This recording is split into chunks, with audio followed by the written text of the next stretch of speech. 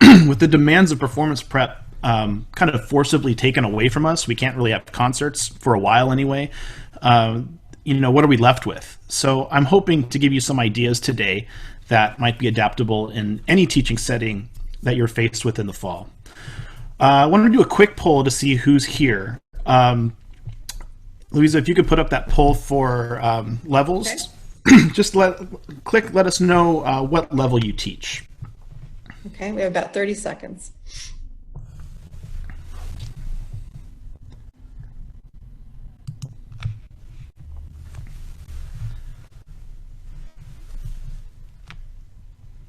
All right, 90% have voted.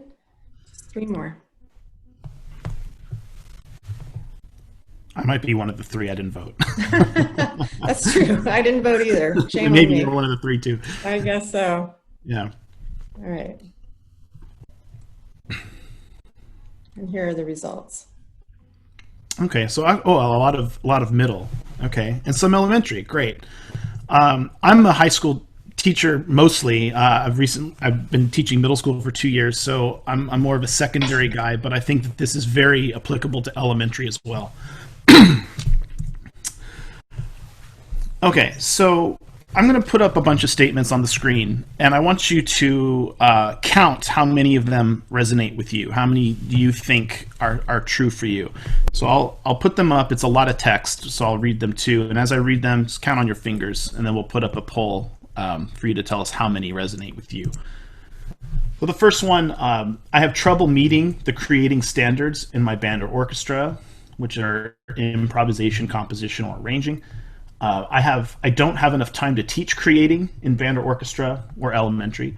I think that perhaps composing and arranging is too difficult for my students. Improvisation is better suited for jazz band, therefore that's where I teach it the most. Composition and arranging is better suited for AP theory and IB music, therefore that's where I teach it the most. I don't believe that I can be an effective teacher of composition and arranging in my band or orchestra. I wasn't shown how to teach composition or improvisation in my undergraduate program. I don't see others effectively teaching composition or improvisation or band and orchestra in band or orchestra, so I don't have a good model to follow. I would probably teach improvisation and composition in my band or orchestra if I had a better way to teach them. And what standards? I haven't even seen the new standards. So this was geared more toward a secondary audience, but go ahead and count how many of those apply to you, and if we could put those answers in the poll.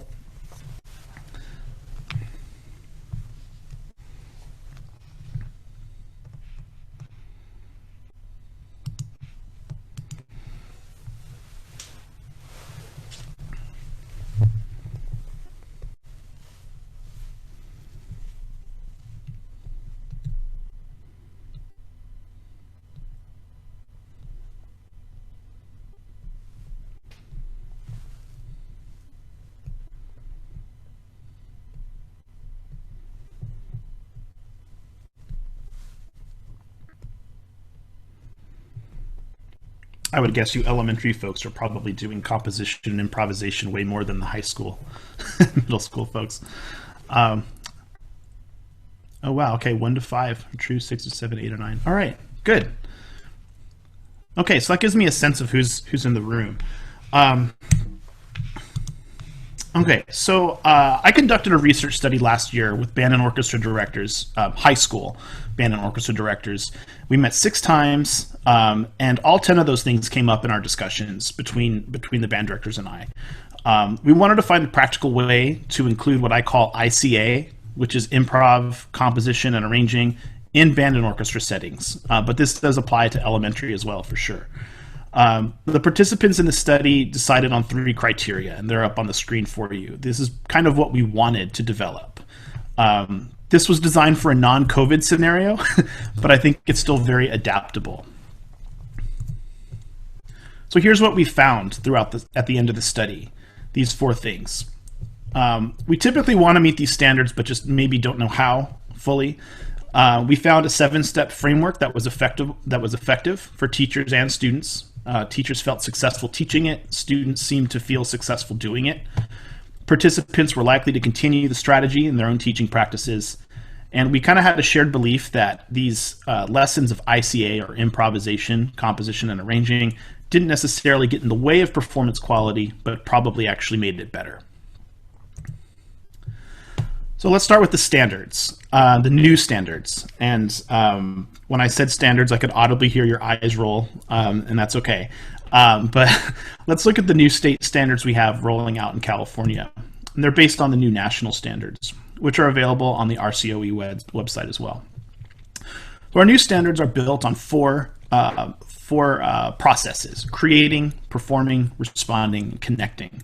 We're just going to focus on creating. And within creating, we have three anchor standards. The first is conceptualizing ideas and work, which has a process component, or a behavior, if you will, of imagine, which I kind of think of as improvising. The second one is organizing and develop artistic ideas, which has a behavior of plan and make, which is listed in the standards as plan and make, which is, I think, a combination of improvisation, composition, and arranging in plan and make. You're kind of doing all three, or two of the three. And then finally, our third anchor standard is refining and completing artistic work, which is evaluating and refining, which is again composing and arranging, and then we perform that work or present it at the very end. I think that the standards imply a sequence here where we start with imagining ideas in our heads, or students do, and then we go through this cyclical process of plan and make and evaluate and refine, and we kind of go back and forth where we're improvising new ideas, we're actually writing ideas, we're organizing ideas, and then finally, when we have a final product that's ready, we present that product. So I think that's the implied sequence that the standards take us through. So I'm going to have you respond in the chat.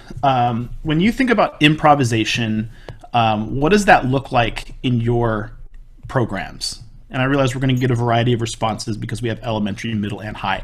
So go ahead and type in the chat, what do you think improvisation looks like for you in your program?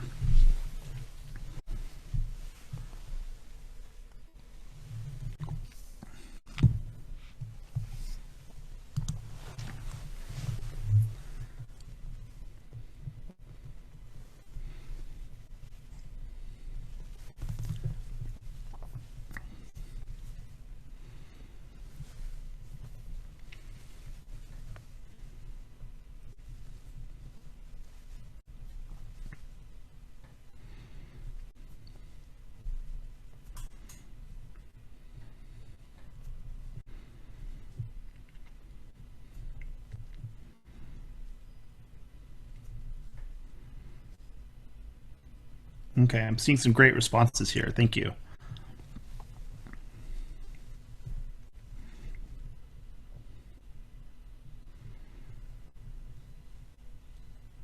Okay, I'm seeing various things of rhythm, organization of things, jazz, call response, 12-bar blues. Yeah, great. Okay, I'm going to move ahead. You can keep typing those if you'd like, so we'll have a record of this chat at the end. But I would challenge you to maybe rethink about what improvisation is. All those things are great. They're all valid for sure. So does anybody have this girl or guy who plays Careless Whisper every day, or Baby Shark? You have that kid in your band room or orchestra room? So what if we redefined our expectations of what improvisation is to simplify to maybe these two things? Just trial and error, and what we call audiating, which comes from the Gordon method, and we also have that in Suzuki. The idea of audiating is hearing something in your head and getting it out musically. So basically using your mind's ear to and using an instrument of some sort or singing what's in your mind musically. So if we just redefine improvisation to these two things, trial and error and audiating, your kids do this every day. They actually do this every time they take out their instrument. When they noodle around, that's improvisation, right? So really these things are happening every day in your room. You just may not be, thinking of it that way. But yeah, all those things you said about, organized sounds, call response, those are all totally valid and absolutely correct as well. But let's just make it a little easier by simplifying what our expectation is, just a little bit of what it means to improvise. I know myself as a high school teacher, it was all about jazz and soloing and jazz band. And man, how do I teach that? I'm a horn player. Yeah, I had these like monolithic expectations what improvisation had to be. Okay, same idea. What is composing? What do you think composition looks like in a music program? What does a student product look like? What does that mean?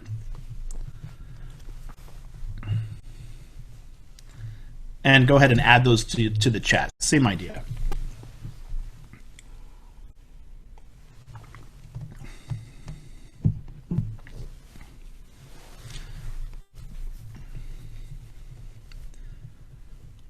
Or what could it look like, I guess. Maybe not what does it look like, but what could it look like as far as a student product.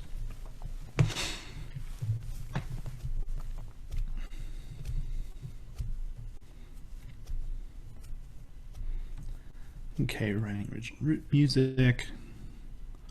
Oh, cool. All right. Muse score. All right. Good. Cool.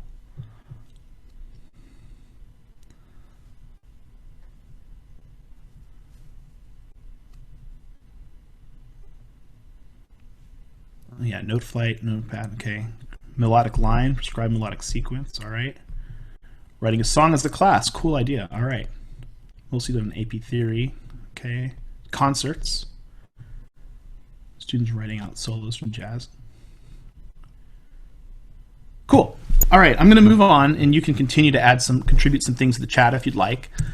But I think that when most of us think about composition, most of us, because of the training we've had, we think of this image on the screen, which is like this really complicated score, which is fully orchestrated, fully notated.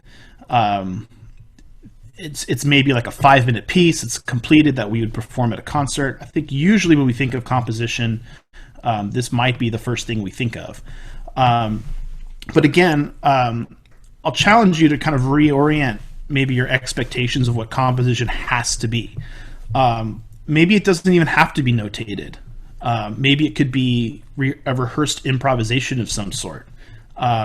Maybe we don't need to spend time what side the stems go next to the note heads. Maybe that's not really that important for composition, because that's time consuming, right? And plus we have software that does that for us now. What about length? Does it have to be like a 3 to 5 minute piece? Can a short piece of music have a beginning, middle, and end if it's under 1 minute? And what about vocabulary? Do students really need to know how parallel fifths work to write something that sounds good to them? Do they have to understand sonata form? Do they have to understand orchestration? These are all really complex things that we did in our undergraduate programs, and I think that a lot of us might see that as a barrier, like we just don't have time to teach our kids all that stuff, so maybe we're just not really teaching composition this way. And that's a generalization. I'm not saying that's true of all of us, but I don't think that knowing the rules is really super important here. So the bottom line is, really your students probably know more than you think they do. They've been around music a long time. If they're in high school, they've been around music their whole lives. They actually know more than you think. So let's leverage that and let's trust that. So again, getting to this lesson plan, these are the 3 criteria we were really looking for: time efficient, repeatable, and relevant, specific to the literature we're studying. So we're not wasting time and just checking a box. And not taking too much time, because let's face it, we're all busy. All right, so since we don't have performances, this is a great time to teach musical concepts. I would encourage you to go to the state standards to get some ideas. So maybe if you're going to focus a lesson on specific concepts on the screen, and there are obviously more musical concepts than this, but these are just some examples. It's like, how could your students demonstrate knowledge of these things by composing something? And by the way, this will all be in a handout for you, so you don't have to like take vigorous notes as I'm going pretty quick. But I like this one the best, and I think it's the most flexible and probably relevant, especially for secondary situations. Create music in the style of, and you fill in the blank. That could be a piece of music you're performing when you do have performances again, something you want to do for festival, music that feels like, plug in an emotion. That's a huge SEL, social emotional learning opportunity right now, but that's probably a whole other webinar. But the idea is that maybe by engaging with music or ideas that's already familiar to them, maybe it'll help them understand their music as performers when they approach it by composing and arranging in the style of those ideas. And I'll show you what I mean in some examples. So we'll start with the end in mind. I have a short video here. This is a final product of a composition lesson. This is a group composition lesson, so there are four students in this. I have them blurred and fuzzy so you can't see who the students are. It's like to protect confidentiality. Keep in mind, this was a lesson about understanding how ostinato works. These are beginners in high school. They've had 1 year or less actually less than 1 year of performance on their experience on their instrument, so they're pretty much beginners. And they were studying the concept of ostinato because it was in a piece that they were performing at their concert. And they were given 20 minutes. So keep in mind, these are beginners, less than 1 year. They had 20 minutes to write this. So yeah, it's messy, but do they get the concept? So let's listen.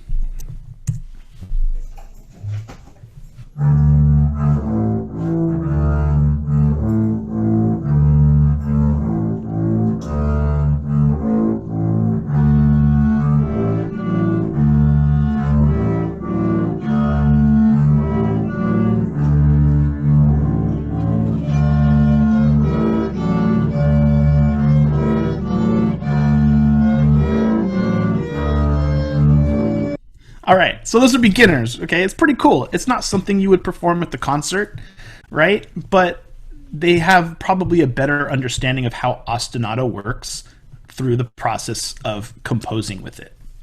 And yeah, it's messy. Here are two more ideas. These were advanced students. They were high school students in like a wind ensemble. They had 45 minutes, so they had more time. And they were performing a piece for festival that used Beethoven's Fate motive, the bum bum bum bum. So this teacher used that idea of motivic development and focused on a composition lesson. So the students were basically doing a remix of the motive, their own remixes.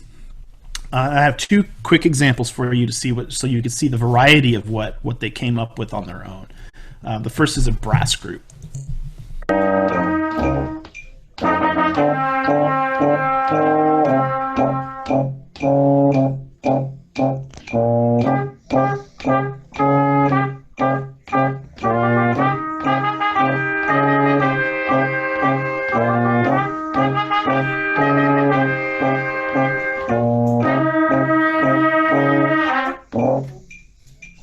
Okay, so it's short. It has a beginning, a middle, and an end, and it uses the motive in all sorts of ways. Pretty clever.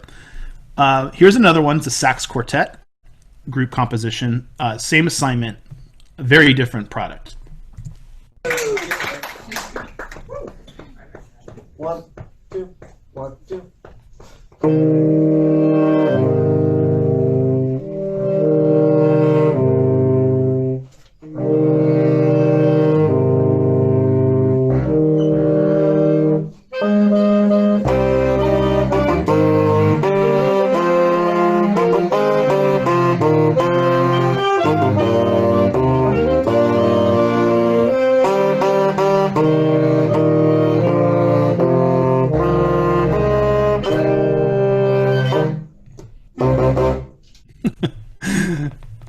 I think that's pretty cool. So here's a rhetorical question. Do you think that these students now have a better understanding of how motivic development works? So as performers, when they approach a piece and they are now able to hear a melody and now approach a piece and recognize, oh, this is development, I'm playing a part of this motivic development, that might change their approach to playing music. Not just this piece of music, but any music they encounter that uses the similar themes. So that's the idea, is we're using composition as a tool to teach and better understand these musical concepts. So reorienting our expectations. Obviously, these are not pieces that you would perform at a concert. They're pretty short. Some of them are pretty messy. But the teachers didn't spend any extra time teaching, like, okay, here's how to do harmony. Here's how voice leading works. Here's how notation works. Here's how orchestration works. No time was taken to do that. These lessons took like 1 or 2 days of class. I think the ostinato lesson was all in one class period, an hour, from beginning to end. And we all have an hour, right? So these were students using tools that they already had without necessarily knowing all the vocabulary. Maybe they don't need to know all the vocabulary. Maybe they didn't need to write it down in standard notation to still have an understanding of how it works. So let's look at this strategy we're about to dive into and kind of why it works. It's research-based, where students learn best. It's learner-centered, which is a big buzzword now in education. Well, not now, it's an old idea, but we're talking about it more. And it's social constructivist, which is a $20 academic word for kids working together kind of on their own to construct their own knowledge. And think back to your psych of education courses in your undergrad with constructivism and all that.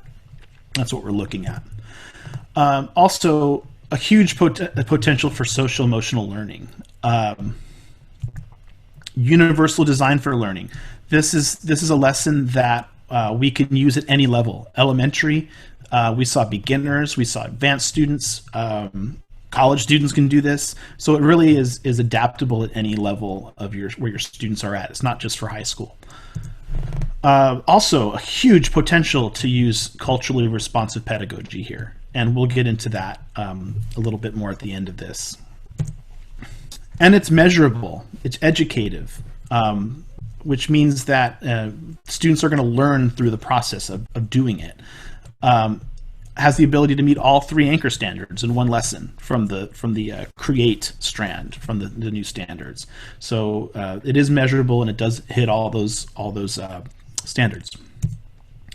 So why should we be creating? I think this is a no-brainer. I think everyone understands this, but creating in the Bloom's taxonomy is the highest order of cognitive ability. By creating and engaging with creating in anything, we understand it better. So we're getting a deeper understanding. We're engaging in problem solving. We're engaging in problem finding, and also our students are practicing grit, or willingness to fail, which is all really important contributors to the creative process. I think mostly if we were to be honest with ourselves, our kids are usually in maybe the green part of this pyramid, the applying part, maybe the analyzing part. Sometimes we do the evaluating, but maybe we're not doing creating enough. But that's really the highest part of cognitive ability. All right, so I will present this the 7-step strategy, kind of walk you through it. This is not a new thing. It's almost like 60 years old, almost 60 years old. So it's been around a while. And again, this will all be in a handout for you in detail, so you don't need to take vigorous notes now, as I'm going to move through this pretty quick. So the first part of this framework is you're going to establish your springboard, or your setup, and develop an open-ended question. So this is not maybe something you share with your students. It's really for you to help plan.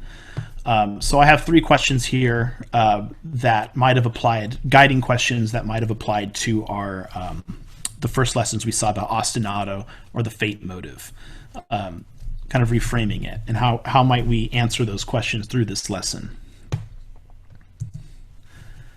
Then we bring the students in, and we have a large group brainstorm, establish the parameters of the assignment. I would avoid lecture. I think we are, as teachers, we are apt to, because of our instincts as conductors, we're apt to just kind of say, okay, here's what we're going to do. We're going to compose a piece of music about ostinato.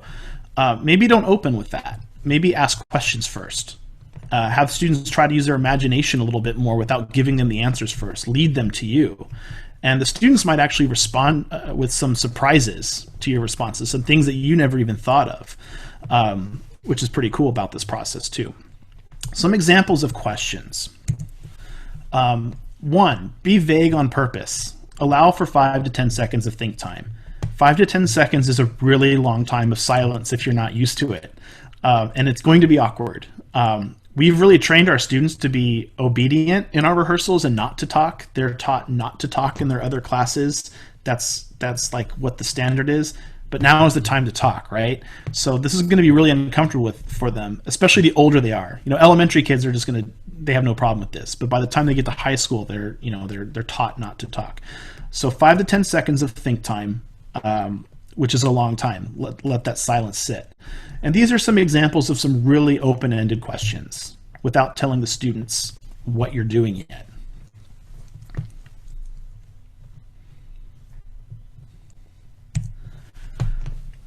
Okay, so we're still in the large group brainstorm. We're going to use a whiteboard or a Google Doc, maybe projected on an LCD projector, or in this case, we have a chat if you're online. A live Google Doc is cool because kids can enter their information in real time if you're fortunate to be in a one-to-one device district. So it saves time instead of taking like 5 to 10 minutes to that long to like document responses. So a live Google Doc's a good idea. And we're going to keep all of the responses, even the wrong ones. So if you're listening to something that's clearly a major and a kid says, oh, well, it sounds like it's minor, you're going to validate that and you're going to write it on the board too. And then maybe that's a conversation you have later about, well, someone else said major and someone else said minor, so which is it? And that may be a good teachable moment. So I use this. So here's an example of me using the strategy with middle school kids. We were playing a piece of music called Dark Adventure. And the kids really liked this piece. And so I asked them, all right, what gives a piece dark adventure-ness? Like, what makes this piece unique? What does it sound like to you? And it was a very open-ended question. What does it sound like? And these are the responses that I got from my mostly 7th and 8th graders. I just copied and pasted from a Google Doc. And I might stop and say, oh, cool, you said creepy. How could you play creepy on your instrument? And maybe ask a volunteer to do that right there on the spot. So already we're getting some creative juices flowing. But I wasn't quite getting the answers I wanted. I wanted to get more to the musical side of what musical elements give us dark adventure-ness. So I probed a little deeper and I said, okay, those are great. Those are all visual feeling kind of things. But how do we accomplish this musically? What did the composer do using musical vocabulary? And these are all things that the students came up with. So this is a great way for me to see, oh, they understand these concepts or they don't. But what I thought was really interesting was I had one student, she was trying to tell me, draw a shape of the melody in the air using her finger, kind of pointing in the air. Well, the melody goes like, doing this with her finger.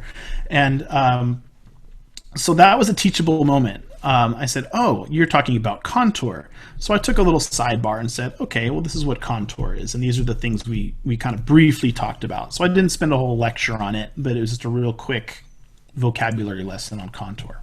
So you're going to get these teachable moments here. All right. So we've got this whiteboard or this LCD projector full of these ideas that the kids came up with. And we have to now say, all right, so we're going to compose something now, and we're going to, here are the rules, okay? I would suggest that we set minimums or use vocabulary such as at least 30 seconds long, at least 8 measures. I would avoid limitations and absolutes of use only this, use only that. Advanced students are going to find a way around them anyway, and they should. But I think these are you want to set up guardrails. You can't just give them a blank slate. And again, with this idea of universal design, the more novice your students are, the more tools they might need, or the more guardrails they might need. So, for instance, for the beginners, you saw with the ostinato lesson, some of the guardrails or tools were you might want to stick to just the key of D major because that's one that we know. Just use the notes in D major. Okay, well that narrows down the field of the available notes to use, so that helps. Maybe it doesn't have to be in D major, but if you're struggling, maybe that's a tool you can choose to use. Stick to these notes, but it doesn't have to be this. You know your students best, but don't give them too much. Let them struggle a little bit. That's kind of the part of the process. And then I might go with some personal exploration for some accountability. We've got all these words on the board, and I might say, okay, you've got 3 minutes, 3 to 5 minutes, pick something on the board that we put up and come up with something on your instrument or body percussion or whatever you have available to you. And I might do that for accountability, because the next step is I'm going to now put those kids in groups. So you don't want 4 or 5 kids to just be sitting there and being like, well, I don't know what to do, just staring at each other for 20 minutes. So at least with this individual creating time, they have something to contribute to the group or an idea. They're coming to that group with something. But again, you know your kids best, right? I would recommend groups of 4 to 5 students. I know that's not ideal for all situations, depending on how much space you have. But if we're coming back in the fall with smaller classes, maybe that's a good thing. I would also recommend randomly selecting your groups. There's all sorts of research out there about, kids should select their own groups or kids shouldn't select their own groups. Or there's enough research on both sides. But you know your kids best. I suggest picking names out of a hat and saying, all right, this is group 1, and just doing it that way. That's my suggestion. And then in this personal exploration or create time, you need to establish a safe environment. That's really key. And I think a lot of us do that anyway by the nature of our relationships with our students and their relationships with one another. I think that's kind of comes built into what we do as music teachers. And some challenges you might find is that students like to be perfectionists. They're used to that. They're used to performing a perfected piece. So they might have a problem with the messiness of it. They might not be comfortable with it, especially your overachiever kids. But so you've got to reassure them in that safe environment. It's going to be messy. It's not going to be perfect, and that's okay. The author of this strategy says 20 minutes, period, no more. So you'll find that students are always going to want more time, no matter how much time you give them. If you give them 20 minutes, they'll want more time. If you give them 45 minutes, they're going to want more time. If you give them 2 days, they're going to want more time. So keep in mind Parkinson's law here, which is work expands as to fill the time available for its completion. So you saw in the first example a product that was done in 20 minutes. The second example and third example were 45 minutes. So do whatever you're comfortable with, but it doesn't have to be like 4 or 5 days. And just remember, the process is always more important than the product here. These are not things that may be on the concert. Some challenges with group work. Shy students' voices might be silent in group work, as you're all aware. You might have alphas that dominate. You might have this idea of, well, how do I do group assessment, do a group grade versus individual grades? Maybe you don't do grades at all. Maybe just participation. You decide that. You know your kids. But one way around some of those issues is possibly doing a participation survey, or just doing individual work, not even doing groups. I like the group thing, personally. And then doing a participation survey where each student evaluates the participation of their group members. Like, Johnny was a 5, but Ted was a 2. So maybe that's part of the accountability. So after your groups do some create time, they perform for each other and record, which is what you saw in those videos. And then the final step, we have a reflective analysis, a discussion. So keep in mind, by this time, you're probably at hour number 2.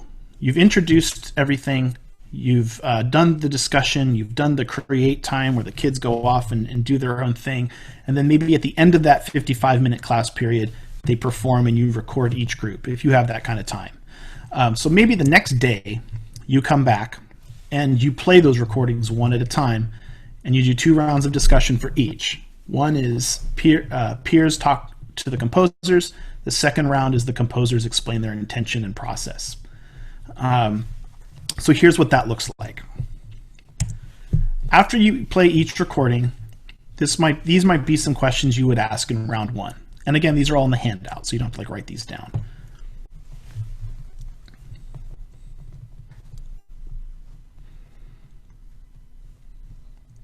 So let the peers talk first about what they experienced without the composers telling them this is what we set out to do, which might then influence what the peers' reaction or their interpretation.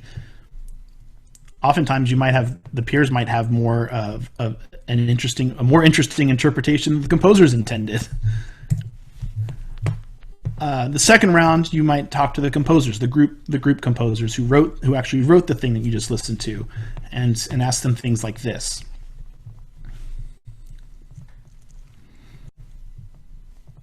And again, remember to allow 5 to 10 seconds of think time. It's going to be awkward at first. The first time you do this, there's going to be a lot of silence in the room because kids don't know what to say, and they're afraid of being wrong, right? Okay, so we'll do a quick walkthrough, little hands-on participation. If I was doing this at a conference session, this would be a little bit more ideal, but we'll just do this. We'll make this work in Zoom, and you can too. This lesson plan will be available in the PDF that you'll receive at the end. So you'll get this plan, and you can obviously adapt it and change it the way as much as you like. So we're just going to start with this. I'm going to play a short musical example, and I want you to think about what are you hear and what are you feeling, and type your chats in your responses in the chat. Maybe throughout or when the example's over.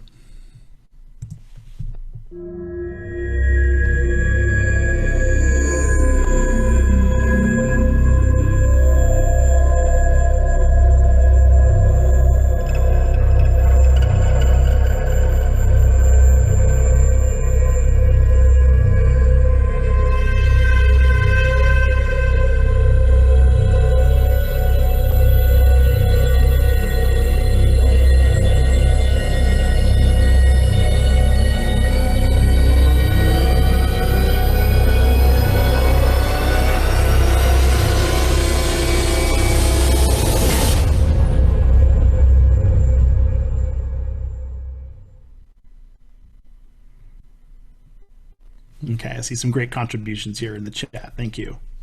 Yeah, keep them coming.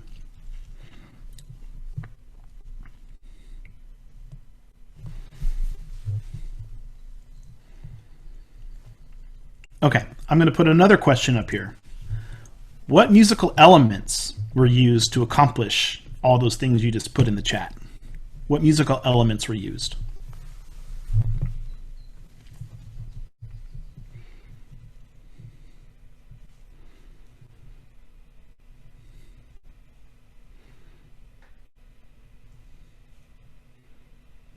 Okay, interesting. Crescendos, instrument choice, tension.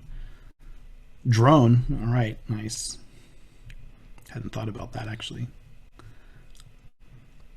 Dissonance, sustained notes. Chromatics, all right, microtones, yeah, reverb, cool. Nice. Lack of meter, okay, yeah. Okay, these are great. Keep them coming. I'm going to keep moving. So if we were in person, I might have someone draw a line in the air representing the musical example. So if you were to draw a line, what might that line look like? So keep that in your heads. All right, we'll listen to another one. And I want you to think while you're listening, besides volume, besides dynamics, what else changes? Okay, so besides volume, what else changes musically?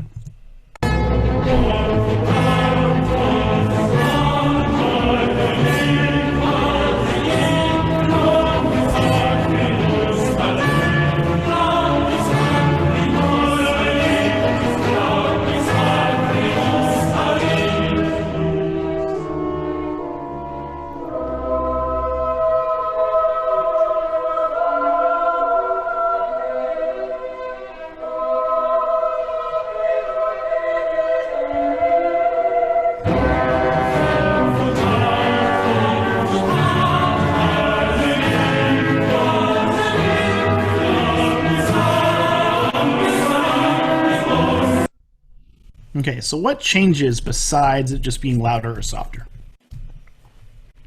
Okay, style, I got female voices, pitch, time, tonality, texture, okay, vocal range, articulation, all right. Mozart's death. Metered and then relaxed, flowy, okay, thin and thick texture, great. Male to female voices. Style. Monothematic to contrapuntal. All right. Cool. So I'm going to put two shapes up here. Which shape do you think best illustrates the example we heard with the 3 parts? Which shape do you think best illustrates what we just heard?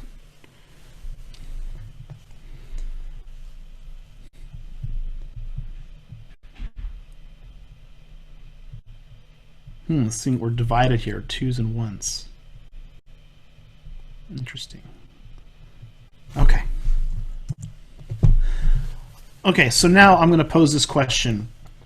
Can something be intense but not loud?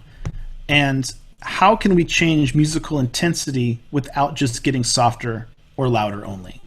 So type in the chat, how do you think we can change musical intensity without getting softer or louder? So dynamics aside, how can we make that change in intensity?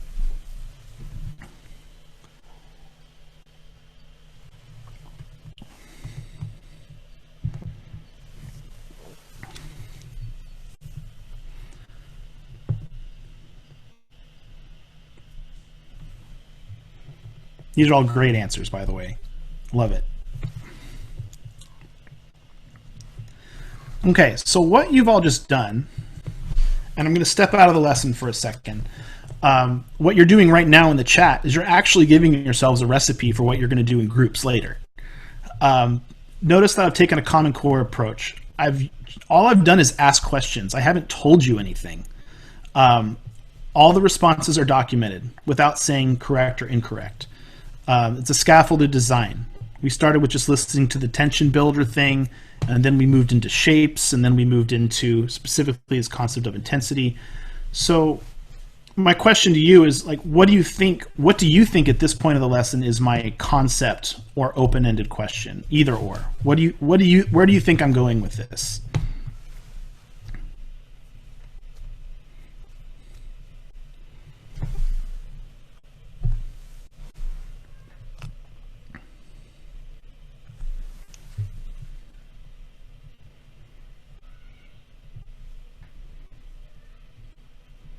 Okay, contrast, tension.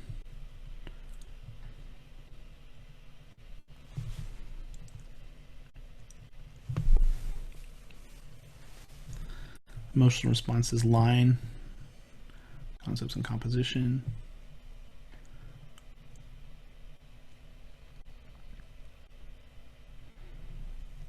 Okay, we'll keep moving on. So this is what I planned on leading you to, was this idea of how can we change intensity without just getting softer or louder. And we're kind of getting short on time, so I might have asked more questions. But these are all things that I saw in the chat. I saw dynamics, I saw texture, I saw consonance and dissonance. These are all things that you contributed earlier in the chat when we talked about listening to, or talking about what we heard. So here's, without telling you that explicitly, and maybe you didn't quite get that exactly, but that's okay. So now at this point is when I would say, all right, take a minute, go find some sounds in the room, choose one of the shapes, and create intensity based on the shape. Getting higher, lower, look at these shapes and how might you do that? We're not going to do that here because we're short on time. So I might put this on the board. And you've already created in the chat a recipe for how to do that. So I'm going to leave that information available to the students. Then I might have students maybe come up and demonstrate some of, okay, what did you come up with? Okay, what did you come up with? What did you come up with? And in a conference setting, this is cool because people like play on chairs and stuff. But obviously your kids might have instruments or not, or maybe they don't. I might have a conductor come up and conduct one of these shapes. Then I would assign you into groups randomly, pick a number out of a hat. For a lesson like this, you've got 5 minutes. This is something I could do in maybe one class period. Perform for one another and record. Just an idea. In our debrief, after we perform and record, these are some questions I might ask as a facilitator. without telling them, oh, this group did this group did this group did this. I would ask these questions to the students. So here's some other ideas, other approaches, or other springboards. Take this photo or this piece of art, create a soundscape inspired by this photo. Write a haiku, create a soundscape, write a haiku based on this photo. Assign a different photo to each student group, or students could bring their own photo. So that's another way you could approach this same framework. Or what about this photo?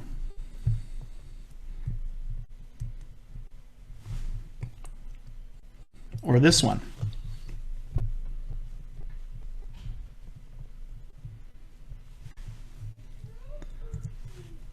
Or even this one? There's a lot going on in this one. So those are just some other ideas. And these will all be in your handout also.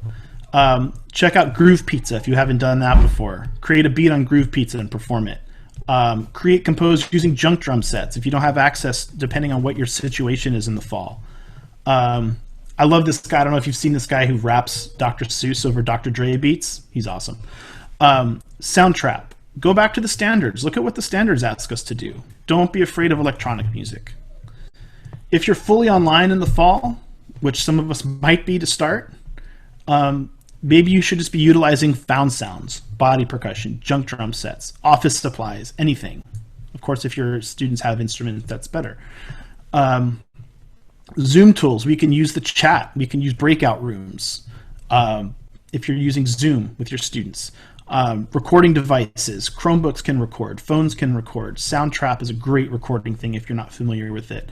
Flipgrid is a great recording tool that you can use to record. And then maybe you can compile all those things into a YouTube playlist if you're tech savvy enough to do that. So there are lots of ways we can kind of adapt and change this thing to whatever teaching scenario we're at in the fall. And just to close, the RCOE has a feedback form that they would like you to complete. And I will put these in the chat. You will be emailed a handout, but I'll put this in the chat for you. That link, I hope, will work for you in a Google Doc. If not, you'll be emailed a PDF. And you can contact me if you want to chat or have any other questions or anything after this. But that's it. It's a little bit more complicated than this, but this is the best I can do in 48 minutes. So I hope this was informative. I hope this gives you some ideas as to how we might use some creativity in our classes without without losing quality and performance. So Thank at you this so much, time, Michael. yeah.